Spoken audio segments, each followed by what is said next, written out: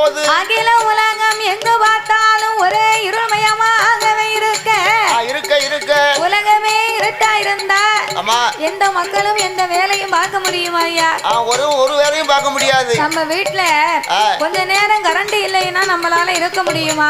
ஏன் இருக்க முடியாது? நம்ம வீட்டுல கரண்ட் இல்லாம இருக்க முடியாதுன்னா இப்ப உள்ள காலத்துல நம்ம எந்த வேலை செய்ய வேண்டுமானாலும் அதற்கு மின்சாரம் இருந்தா தான் வேலையை பார்க்க முடியும். கரண்ட் இருந்தா தான் வேலை பார்க்க முடியும். அப்போ சரி, உலகமே இருட்டா இருந்தா இந்த மக்கள்லாம் என்ன செய்வாங்க? ஒண்ணும் செய்ய முடியாது. இறைவனாகிய பகவான் பார்த்தார். இந்த பார்வதிக்கு நம்ம எவ்வளவோ எடுத்து சொன்னாலும் நம்ம மேல இவளுக்கு நம்பிக்கை வரமாட்டேன்.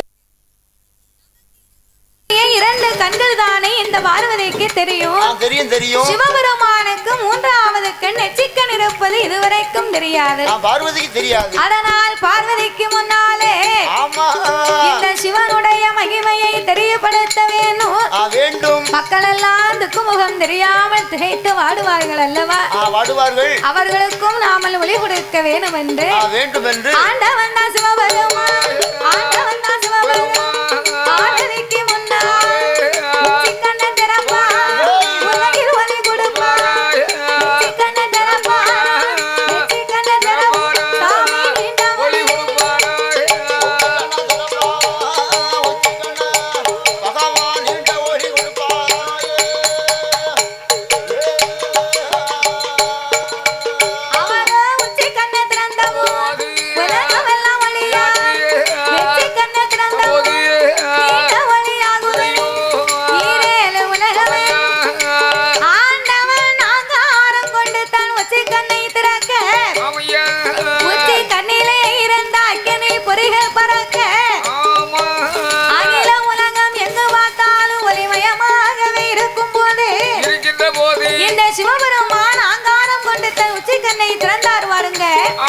இந்த இறைவனுடைய உச்சிக்கண்ணில இருந்த அக்கினி பொறிகள் பறந்து ஆங்கார ஓங்கார ரூபங்களை கொண்டு காளி அம்சத்திலே வீர சுரூபத்தோடு ஒரு அழகான பெண் வந்து பிறந்தாள்.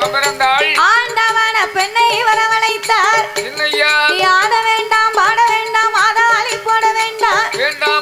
உச்சி கண்ணிலே நீ காளி அம்சமாகவே பிறந்ததினாலே இன்றைய நாள் முதலாக உலக சக்தி உச்சனை மாதாளி அம்மா உன் பெயர் என்ற ஆண்டவன் வரம் கொடுத்த அம்மாளை வடக்கு வாசல் கோட்டையிலே அமர வைக்க அவர் அமர வைத்த நேரம் பார்வதி இதை பார்த்தார்.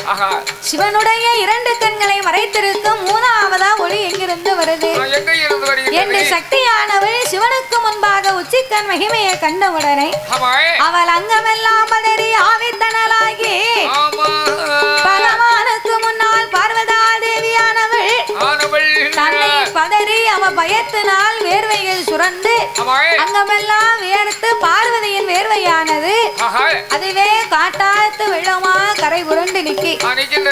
எந்த மனிதராக இருந்தாலும் நம்ம ஏதாவது தவறு செய்திருக்கிறோம் அப்படின்னு நமக்கு தெரிந்தா தெரியாம செய்யறது வேற.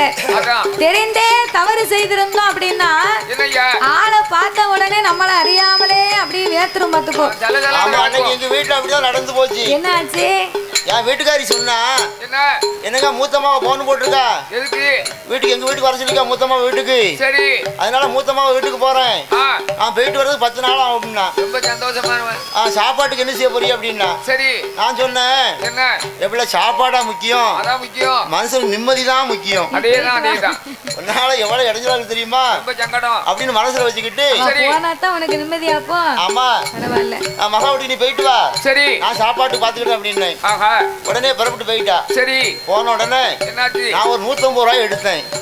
சரி, எடுத்து நேர டாஸ்மார்க்கு போய் சரி ஒரு கோட்டரை வாங்கி தண்ணி ஊத்தாம ஆவலோட அடிச்சேன். ஏன்னா 2 மாசம் வீட்டை விட்டு வெளியே போட மாட்டேன் பொண்டாட்டி. ஆமா, வீட்டுல இருந்தா நான் ஒண்ணு வேற ஒண்ணு குடிக்கல. சரி, அந்த ஒண்ணு ராவா அடிச்சேன். அடிச்சுட்டு நேரம் வீட்டுக்கு ஓடியாந்தேன். சரி, வீட்டுல வந்து பார்த்தா என் பொண்டாட்டி வாசல்ல நிக்கா. ஐயோ அம்மாடி, பார்த்த உடனே உனக்கு பயம். என் பொண்டாட்டியை பார்த்த உடனே பாதி போல குறைஞ்சு போச்சு. போத மட்டுமா குறைஞ்சு போச்சு. எனக்கு கால் வழியே போயிட்டு போயிட்டு என்னது போச்சு பயந்து வேத்து ஊத்திட்டு நான் உடனே கேட்டேன் எப்பல நீ மாவா வீட்டுக்கு போறோம்னு சொல்லி ஏன் போகல அப்படின்னு. எதுக்கு போகல? ஒண்ணுதான் போனேன், மணிப்பாச வச்சுட்டு போயிட்டேன். அப்படியா? மணிப்பாசம் எடுக்க தான் வந்தேன். சரி நீங்க எங்க போயிட்டு வரீங்க அப்படின்னா எனக்கு இருந்த போதையும் குறைஞ்சு போச்சு. போயிருமில்ல நான் வெளியே போயிட்டு வந்தேன். சரி இவன் மாவட்டுக்கு போயிட்டு வா அப்படின்னு அவளை அனுப்பிட்டு அந்த அம்மாவே உன்னை கண்டுபிடிக்கல. ஆனாலும் நீ தவறு பண்ணிருக்கேன்னு உனக்கு தெரிஞ்சதுனால தானே உனக்கு பயம் வந்தது. பார்த்தோன்னே பயம் வந்துச்சு. அப்ப நம்ம தப்பு பண்ணி இருந்தோம்னா தன்னை அறியாமலே வேக்கும். இது இயற்கை. அப்ப இந்த பார்வதிக்கு அத மாதிரி பயத்தினால் வேர்வைகள் வந்து காட்டாச்சு வெள்ளமாகவே கரை புரண்டு நிக்க பார்த்தார் ஆண்டவனாகிய சிவபெருமான். இந்த பார்வதியின் வியர்வை ஒரு உப்பு தண்ணி. இது உலகத்துக்கு போனா மக்களுக்கெல்லாம் உயிர் சேதமாகும் என்று தன் 1008 சடாமுடியிலே ஓர் முடியை உழைத்தார்.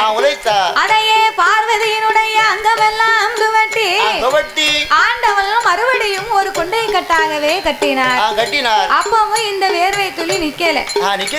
அதிலே இருந்து ஒரு 10 சொட்டு வேர்வை பூமியிலே கலக்க அதனையே 10 கடலாக படைத்து ஆண்டவன் பக்குவமாகவே பெயர் நாமத்தை கொடுத்தார். எப்படி கொடுத்தார்? சாமி வங்கோம் சம்பாதி வெங்கப்பாடி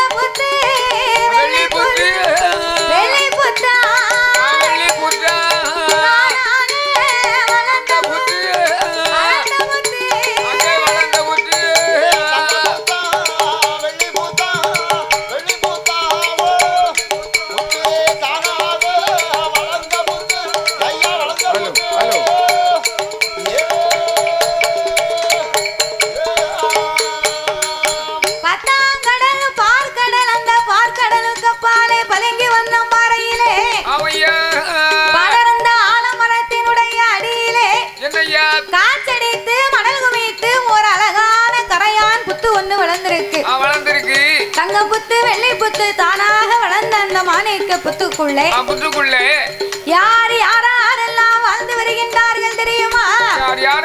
சென்னாகம், கருநாகம், கண்ணாடி விரிசுகள் எல்லா நாகத்திற்குமே ராஜா ராணியாக நாகலோக வட்டணத்திலே வந்து நாகராஜனும் நாகக்கன்னியும் எவ்விதமாகவே வாழ்ந்து வருகிறார்கள். என்ன விதமாக?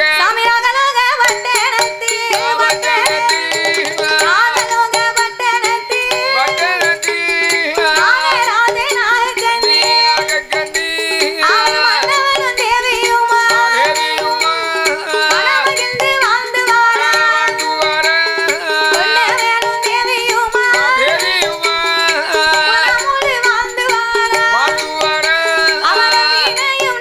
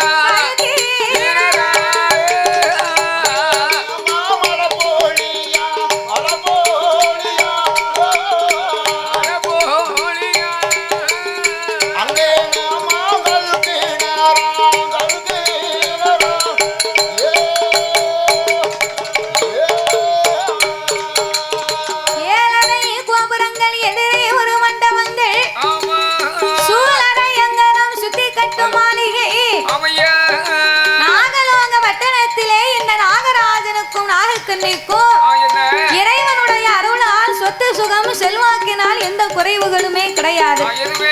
அதோட கூட 2 பேருமே ஒருவர் சொல்லை ஒருவர் கேட்டு ரொம்ப ஒற்றுமையாகவே வாழ்ந்து வருகிறார்கள். ஆமா, கணவன் சொன்னா மனைவி கேட்பா, மனைவி சொன்னா கணவன் கேட்பா. அதுதானே குடும்பம். ஆமா, ஒருத்தருக்கு ஒருத்தர் விட்டு கொடுத்து வாழ்ந்து வராங்க. அப்ப உள்ளவங்க எல்லாம் விட்டு கொடுத்து வாழ்ந்தாங்க. இப்ப உள்ள தாய்மார்கள் சில வீட்டுல பூரா கழுத்துல போடுறத வித்து வித்து கொடுக்க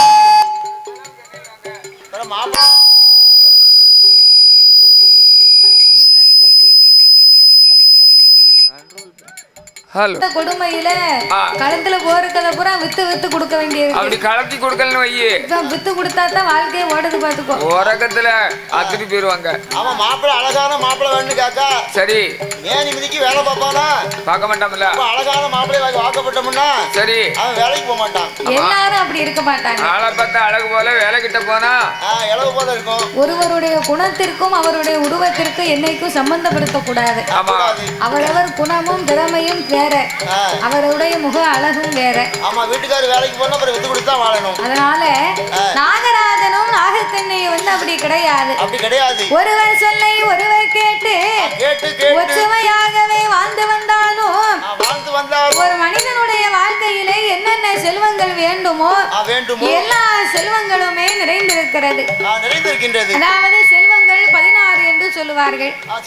அந்த 16 செல்வத்திலேயுமே வாய் திறந்து பேசக்கூடிய செல்வம் வந்து ஒரே ஒரு செல்வம் தானா? அது என்ன செல்வம்? நம்ம வீட்டுல பீரோவில் நிறைய கட்டுக்கட்டா பணம் காசு நோட்டு இருந்தாலும் அந்த பணம் வந்து நம்மளை அம்மா அப்பான்னு அழைக்குமா? ஒருபோதும் அழைக்காது. ஏக்கர் கணக்குல நிலம் வாங்கி போட்டிருக்கோம்.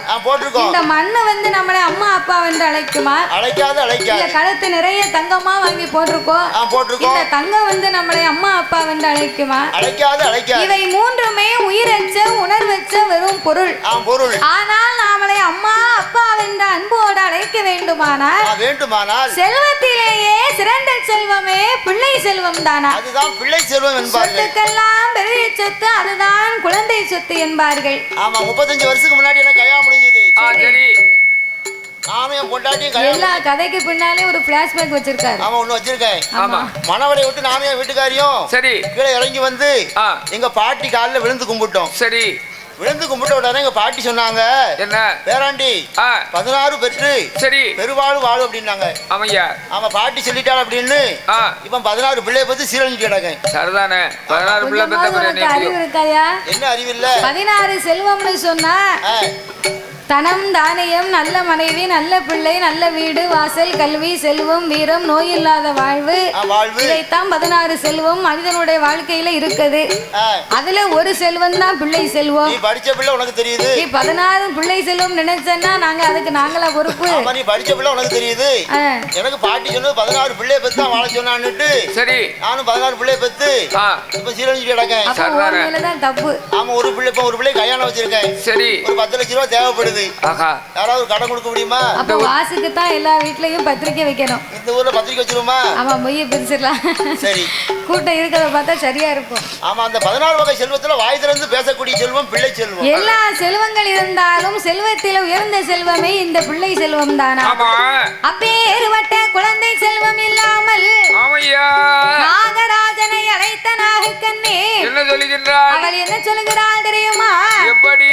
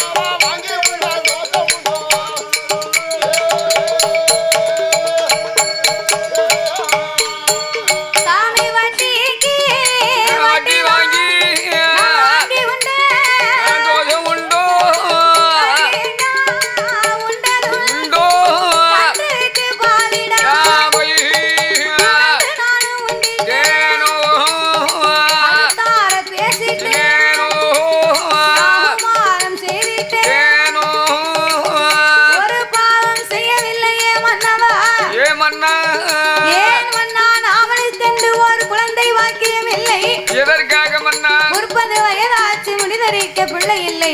இல்லையே. 40 வயதாச்சு நமக்கு நாட ஆள பிள்ளை இல்லை. ஆமா.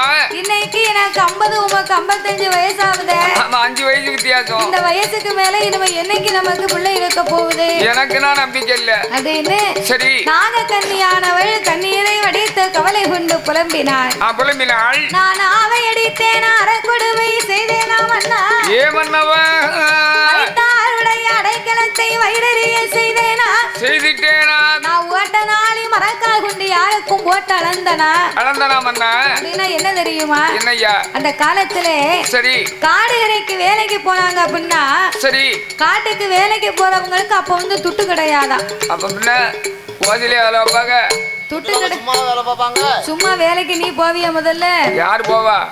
10 பைசானாலும் பிரிச்சு வாங்கிட்டு போயிருவாங்க. தெரியுமில?